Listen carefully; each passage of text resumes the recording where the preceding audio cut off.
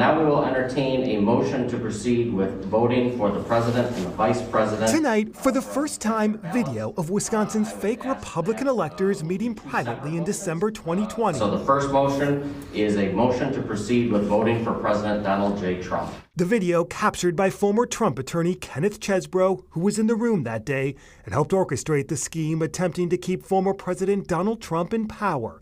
The video, made public Monday, is part of a court settlement in a civil lawsuit brought by Democrats. The result of it is 10 votes for Donald Trump for President of the United States and 10 votes for Mike Pence, Vice President of the United States.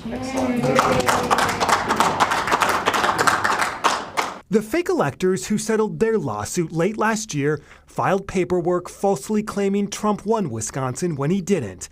Chesebro and Jim Troupis, a former Dane County judge and Trump's then attorney in Wisconsin, had to make public thousands of pages of pictures, emails, and text messages showing how they orchestrated the plan, even meeting with Trump in the days after. As part of the settlement, the pair admitted no wrongdoing.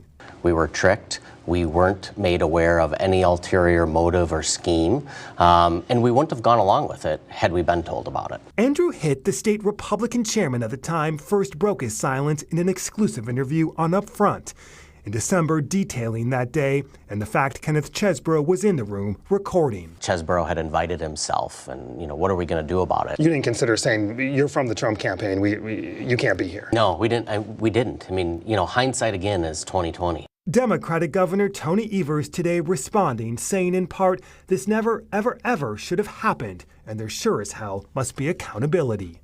And Matt, fake electors in other states have faced criminal charges, but not here in Wisconsin. Criminal charges have been brought against some of the electors in Georgia, Michigan, and Nevada. Today, Attorney General Josh Kaul again declined to confirm or deny any Wisconsin investigation.